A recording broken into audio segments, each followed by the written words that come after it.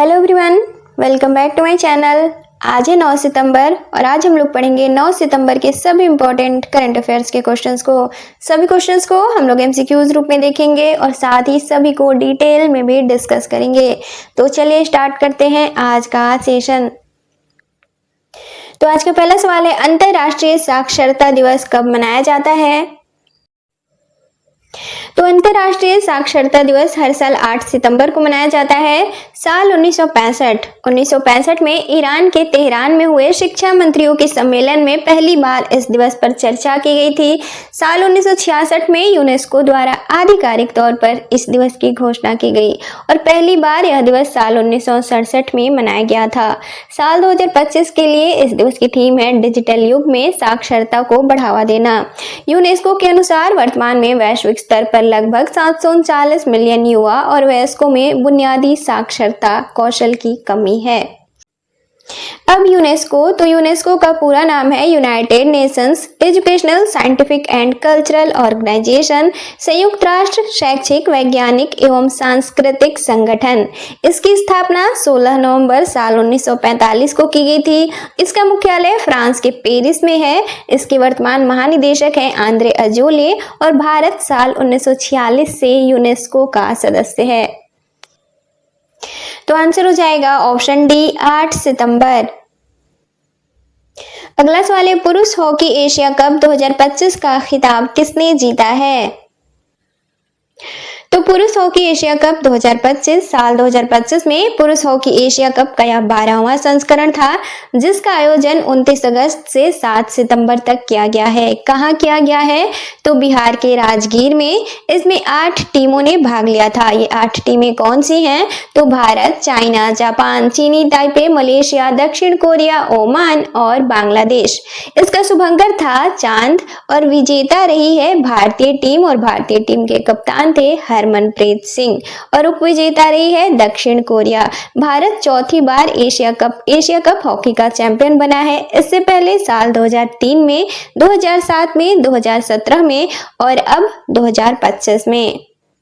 और अब तक केवल 3 टीमों ने एशिया कप का खिताब जीता है। ये 3 टीमें हैं भारत, दक्षिण कोरिया और पाकिस्तान।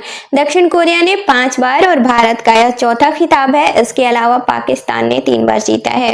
और हॉकी इंडिया के वर्तमान महासचिव हैं भोलानाथ सिंह और बिहार के वर्तमान खेल मंत्री हैं सुरेंद्र मेहता। तो आंसर हो जाएगा ऑप्शन बी भारत। अगला सवाल है, हाल ही में किस देश द्वारा फेसबुक, व्हाट्सएप, इंस्टाग्राम, यूट्यूब आदि सोशल मीडिया प्लेटफॉर्म पर प्रतिबंध लगा दिया गया है? तो हाल ही में नेपाल सरकार द्वारा social media platform Facebook, WhatsApp, Instagram, YouTube आदि समेत 26 सोशल मीडिया और मैसेजिंग प्लेटफॉर्मों पर प्रतिबंध लगा दिया गया है। दरअसल हाल ही में नेपाल की ministry of communication and information technology द्वारा इन प्लेटफॉर्मों को अंदरूनी कार्यालय स्थापित करने के लिए और साथ ही स्थानीय नियमों का अनुपालन सुनिश्चित करने के लिए 7 दिनों का अल्टीमेटम दिया गया था, जिसमें असफल रहने के बाद इस पर प्रतिबंध लगाया गया है। तो आंसर हो जाएगा ऑप्शन डी नेपाल। अगला सवाल है, हाल ही में अनुदिन चारनविराकुल किस देश के प्रधानमंत्री नियुक्त किए गए हैं?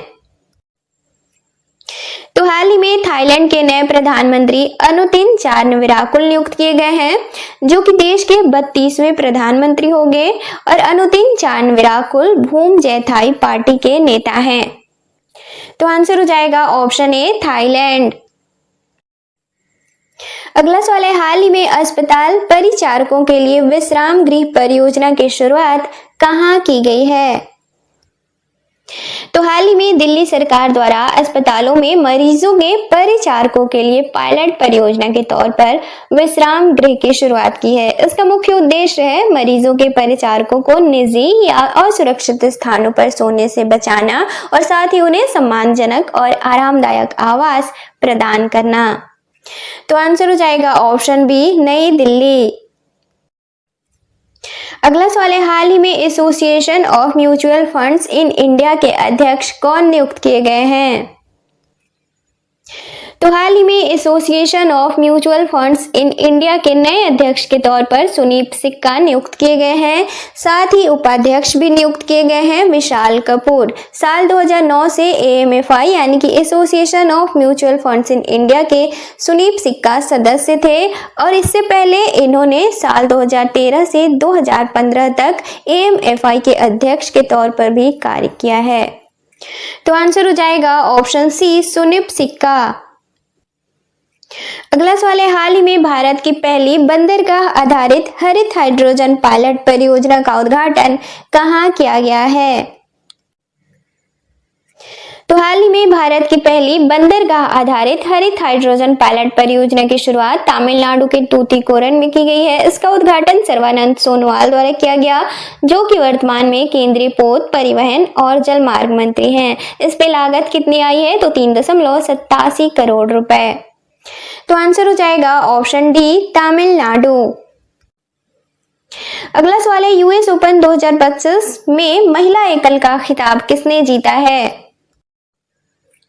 तो यूएस ओपन या फिर इसे अमेरिकन ओपन भी कहा जाता है। तो यूएस ओपन या फिर अमेरिकन ओपन 2025 में महिला एकल का खिताब जीता है बेलारूस की आरेना सबालेंका ने, जबकि उप विजेता रही हैं अमेरिका की अमांडा अनीसिमोवा।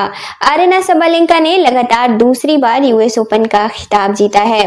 11 सालों में लगातार दूसरी बार यूएस ओपन का खिताब जीतने वाली पहली खिलाड़ी बनी है। इससे पहले साल 2014 में अमेरिका की सेरेना विलियम्स ने लगातार 2 बार यूएस ओपन का खिताब जीता था। इसके अलावा यूएस ओपन में पुरुष एकल का खिताब जीता है स्पेन के कार्लोस अल्कराज ने, जबकि उप विजेता रहे हैं इटली के यानिक सिनेर। और कार्लोस अल्कराज 6 बार ग्रैंड स्लैम का खिताब जीतने वाले सबसे युवा खिलाड़ी बने हैं। अब यूएस ओपन या फिर अमेरिकन ओपन, तो दरअसल यह साल का चौथा और अंतिम ग्रैंड स्लैम टूर्नामेंट है, जो कि अगस्त से सितंबर में आयोजित किया जाता है, यानी कि अगस्त के अंतिम सप्ताह से लेकर सितंबर के पहले सप्ताह तक। इसकी शुरुआत साल 1881 में की गई थी और यह हार्ड कोर्ट पर खेला जाता है। तो आंसर हो जाएगा ऑप्शन बी आरेना सबालेंका। अब लॉन टेनिस के बारे में थोड़ा और जानेंगे। तो दरअसल साल में 4 ग्रैंड स्लैम टूर्नामेंट होते हैं। इसका शॉर्ट ट्रिक है अफवाह। पहले इसे ऑस्ट्रेलियन ओपन, जो कि हार्ड कोर्ट पे खेला जाता है और यह साल का पहला ग्रैंड स्लैम टूर्नामेंट है। अब है एफ, तो एफ से फ्रेंच ओपन, यह साल का दूसरा ग्रैंड स्लैम टूर्नामेंट है और यह क्ले कोर्ट पे खेला जाता है। अगला है डब्ल्यू, डब्ल्यू से विंबलडन, यह साल का तीसरा ग्रैंड स्लैम टूर्नामेंट है और यह ग्रास कोर्ट पे खेला जाता है। अगले ए से है अमेरिकन ओपन, जिसे कि यूएस ओपन भी कहा जाता है। यह साल का अंतिम ग्रैंड स्लैम टूर्नामेंट है और यह हार्ड कोर्ट पे खेला जाता है। और अभी तक सबसे ज्यादा ग्रैंड स्लैम खिताब जीतने वाले हैं सर्बिया के नोवाक जोकोविच। इन्होंने 24 ग्रैंड स्लैम खिताब जीते हैं। इसके अलावा राफेल नडाल ने 22 ग्रैंड स्लैम खिताब जीते हैं, जो कि स्पेन के हैं। अगले हैं स्विट्जरलैंड के रोजर फेडरल, इन्होंने 20 ग्रैंड स्लैम खिताब जीते। इसके अलावा चारों ग्रैंड स्लैम टूर्नामेंटों में सबसे पुराना है विंबलडन, जो कि साल 1877 से खेला जा रहा है। अगला सवाल है, हाल ही में उद्योग एवं आंतरिक व्यापार संवर्धन विभाग ने स्टार्टअप इकोसिस्टम को बढ़ावा देने के लिए किस बैंक के साथ साझेदारी की है?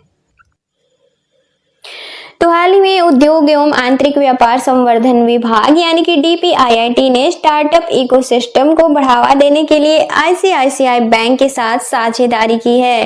डीपीआईआईटी और आईसीआईसीआई बैंक के बीच हाल ही में मेमोरेंडम ऑफ अंडरस्टैंडिंग पर हस्ताक्षर हुए हैं। इस समझौते के तहत स्टार्टअप एंगेजमेंट प्रोग्राम की शुरुआत की जाएगी, जो कि स्टार्टअप इंडिया पोर्टल पर होस्ट किया जाएगा। तो आंसर हो जाएगा ऑप्शन सी आईसीआईसीआई बैंक। अगला सवाल है, हाल ही में launch the Chola tigers adventures of Somnath नामक पुस्तक किसके द्वारा लिखी गई है? तो इसका आंसर हो जाएगा ऑप्शन ए अमीश त्रिपाठी। अब कुछ और इम्पोर्टेंट बुक्स को देखेंगे।